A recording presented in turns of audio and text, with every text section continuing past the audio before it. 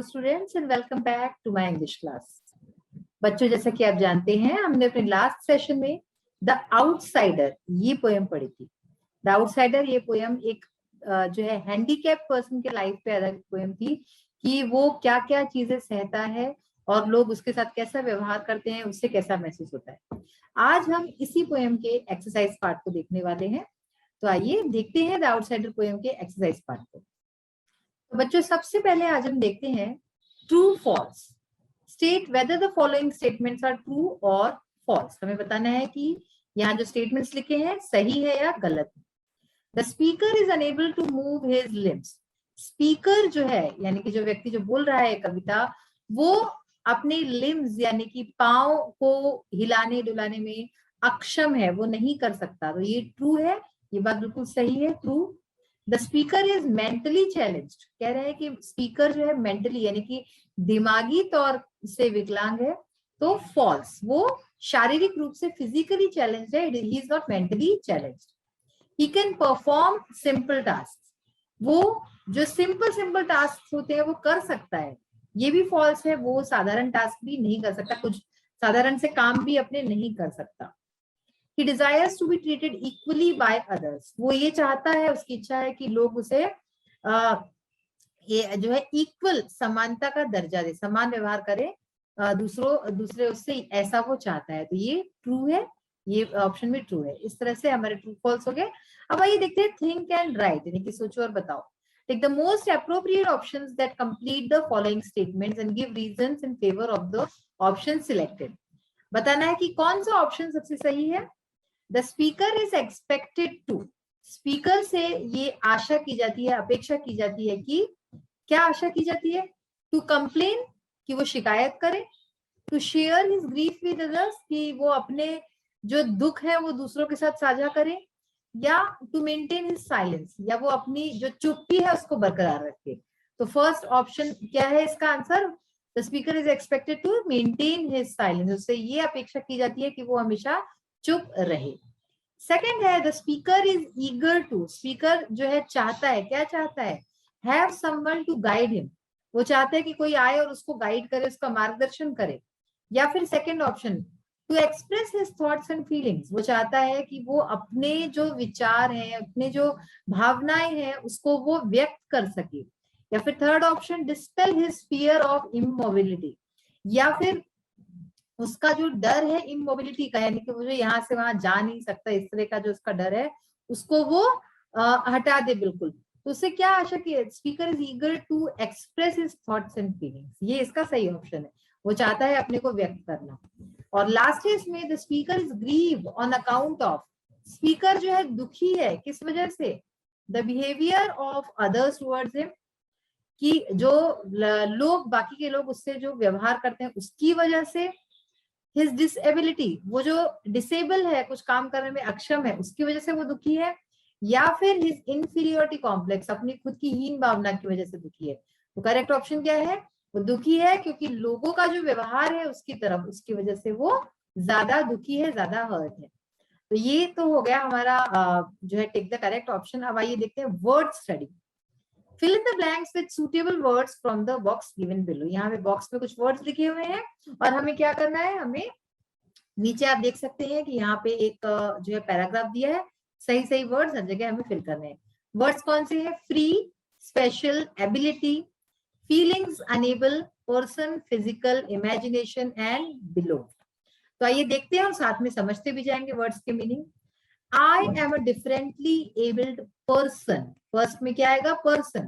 तो मैं एक डिफरेंटली एबल्ड पर्सन हूं, यानी कि डिफरेंटली एबल्ड यानी जैसे आपको बताया था कि किसी में कोई अगर जो है चीज की कमी है, कमी तो नहीं कह सकते, कमी is not the right word, मतलब वो दूसरों से अलग है ना, दूसरों से अलग व्यक्ति है। तो मैं एक दूसरों से अलग व्यक्ति हूँ। I don't consider myself as special. मैं खुद को जो है स्पेशल यानी कि बहुत ही महत्वपूर्ण और ऐसा नहीं समझता हूँ। ठीक है, तो फर्स्ट में पर्सन आ गया, सेकंड में special. My physical deformity has not affected my mental ability. तो यहाँ पे क्या कह रहे हैं कि मेरा जो शारीरिक डिफॉर्मिटी है, यानी कि शारीरिक तौर पे अगर मुझे कुछ कमी है, तो उससे मेरी जो मेंटल यानी कि मेरा जो मानसिक जो एबिलिटी है, क्षमताएं हैं, उस पर कोई फर्क नहीं पड़ा है। तो यहाँ पे फिजिकल आ जाएगा थर्ड में, एंड फिर आ जाएगा ability. Although I am unable to move my body, तो हालांकि मैं अपने शरीर को हिलाने में असमर्थ हूँ, अनेबल है ना, तो नेक्स्ट में आ गया अनेबल। तो अनेबल यानी असमर्थ हूँ। माई स्पिरिट रिमेन्स फ्री, लेकिन फिर भी मेरी जो स्पिरिट है वो फ्री है, मतलब कि मैं कुछ ना कुछ करना चाहता हूँ, वो फ्री है। I express my feelings through songs, मैं अपनी फीलिंग्स को, अपनी भावनाओं को सॉन्ग्स के माध्यम से एक्सप्रेस करता हूँ।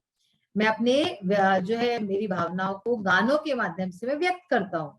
In my imagination I travel wherever I want to go, मेरे इमेजिनेशन में यानी कि मेरी कल्पना में, इमेजिनेशन का मतलब कल्पना, मेरी कल्पना में मैं जहां भी चाहूं जा सकता हूँ। I am also God's beloved child, मैं भी जो है ईश्वर का प्यारा बच्चा हूँ। तो इस तरह से आप देख सकते हैं person, special, physical, ability, enable, free, feelings, imagination and beloved, ये इस तरह से होंगे। अब देखिए rhyme time. Read the following lines. I am handicapped and wheelchair bound, expected to sit and not make a sound. तो यहाँ पे आप देख सकते हैं rhyme words, bound, sound. The words bound and sound and with a similar sound, ये दोनों शब्द आखिर में एक सिमिलर साउंड से खत्म होते हैं, therefore they can be called rhyming words. तो राइमिंग वर्ड्स में इससे पहले भी आपको कई बार बता चुकी हूँ, एंड आपको अच्छी तरह से अब तक समझ में आ गया होगा। Pick out as many rhyming words from the poem as you can and write them down in the space provided below. तो हमें poem से rhyming words लेके लिखने हैं। तो देखिए जैसे कि buy, sigh, go, flow, others, bothers, ask, task, hand, understand, give, live। तो आप ये सारे शब्द जो है अपनी नोटबुक में अच्छे से लिख लीजिए। ये सारे वर्ड्स अपनी जो है आपने जब पोयम पढ़ी थी तो उसमें सारे वर्ड्स है, इसको देखिएगा आप एक बार। अब देखिए लेट्स टॉक, यानी कि बात करनी है, इसमें आप लोग आपस में बातें कर सकते हैं, डिस्कस करना है। Discuss in class the following, ये सारी चीजें डिस्कस कीजिए अपने फ्रेंड्स के साथ। Should differently abled persons be treated as equals, क्या डिफरेंटली एबल्ड जो पर्सन होते हैं, जो अलग लोग होते हैं इस तरह के, उनको भी समान जो है समान तरीके से ट्रीट करना चाहिए, उनके साथ समान व्यवहार करना चाहिए। Students should also be encouraged to share their experiences if any of interacting with such persons. अगर आपका कुछ अनुभव रहा है इस तरह के व्यक्ति से मिलने जुलने में, तो आप वो भी बता सकते हैं कि कैसा लगा आपको और कैसा रहा उनसे बात करके। इसके बाद हमें कंपोजिशन लिखनी है। Right a paragraph on the life of a disabled person. Life of a disabled person है कि ऐसे व्यक्ति के जीवन के बारे में जो कि डिसेबल्ड है। तो देखिए paragraph should include the following points. आपके पैराग्राफ में क्या चीजें आनी चाहिए?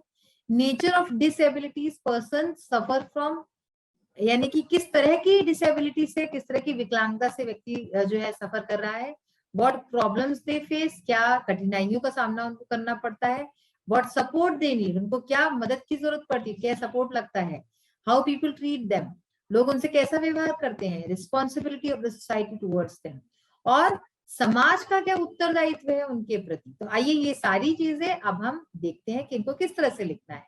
तो चलिए देखते हैं paragraph on the life of a disabled person, यानी कि एक विकलांग व्यक्ति का जीवन। Life of a disabled person is miserable, यानी कि डिसेबल्ड पर्सन का, विकलांग व्यक्ति का जीवन जो है बहुत ही मिजरेबल होता है, बहुत ही कष्टदायी होता है। They suffer from their parts of body, वो अपने पार्ट्स ऑफ बॉडी यानी कि जिसको जहां पे भी जो भी प्रॉब्लम होगी उससे वो सफर करते हैं, उससे उसमें उनको दिक्कत होती है। Someone is handicapped by leg, some by hands, some by other parts of the body। तो कोई अपने पांव से विकलांग होता है, कोई हाथ से, या फिर कोई किसी और, जैसे किसी की आंख में प्रॉब्लम हो सकती है, किसी को सुनने में, किसी को बोलने में, ऐसी कोई भी विकलांगता हो सकती है। They have to face many problems in their day-to-day life।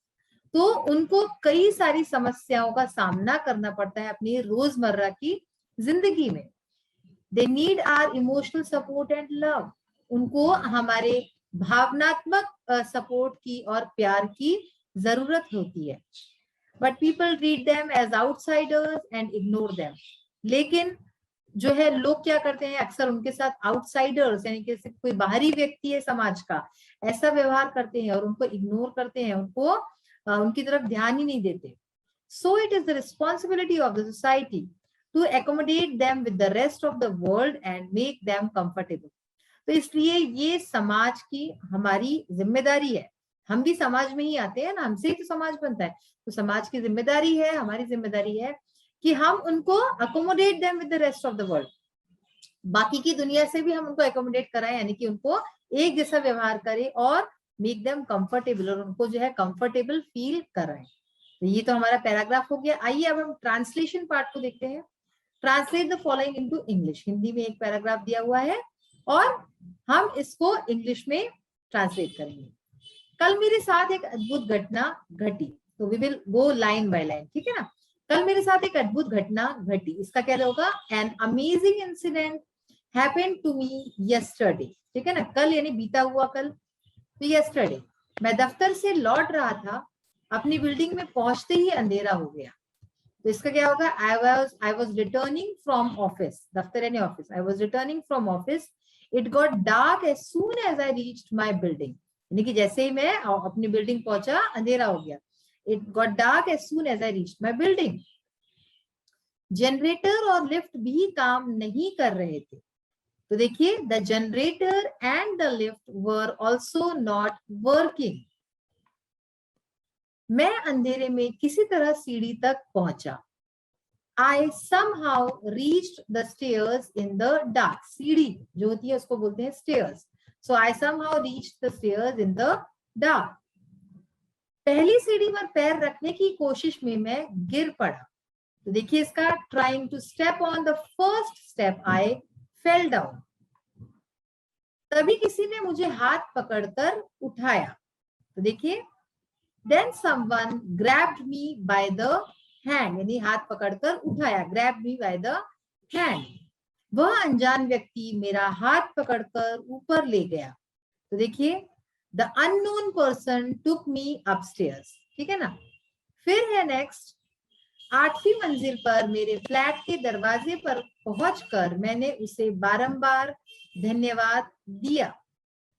Reaching the door of my flat on the 8th floor. ध्यान से देखिए, reaching the door on my flat यानी कि दरवाजे पर पहुंच के, मेरे फ्लैट के दरवाजे पर पहुंच के, ऑन द 8th फ्लोर 8वीं मंजिल के. I thanked him again and again. तो मैंने उसको बार बार धन्यवाद किया. ठीक है. तभी बिजली वापस आ गई. तो इसका क्या होगा, then the power came back. मैंने अपने अनजान मित्र को देखा. I saw my unknown friend. एक अंधे ने मुझे राह दिखाई थी. A blind man had shown me the way. यानी कि जो व्यक्ति खुद अंधा था, लेकिन उसने, चूंकि अंधेरा था तो साधारण व्यक्ति को तो दिखाई देगा नहीं, पर वो तो अंधा था, उसको तो सब पता है कि किस तरह से चलना है, क्या है, तो उसने उसको राह दिखाई. तो बच्चों, आज इस तरह से हमने कई सारे अपने एक्सरसाइजेस देखे हैं, चैप्टर से रिलेटेड भी, राइम टाइम और काफी सारी चीजें, और कंपोजिशन देखा है कैसे लिखना है. सारी चीजों को आप ध्यान से पढ़िए और एक एक चीज को जो है डेली जो आप पढ़ते हैं उन चीजों को डेली ही लर्न करते जाइएगा. तो आपके पास क्या होगा, बर्डन नहीं होगा इन सब चीजों का. इसी नोट पे आज का सेशन फिनिश करती हूँ. We will meet in the next session. Till then bye. Have a nice day. Thank you.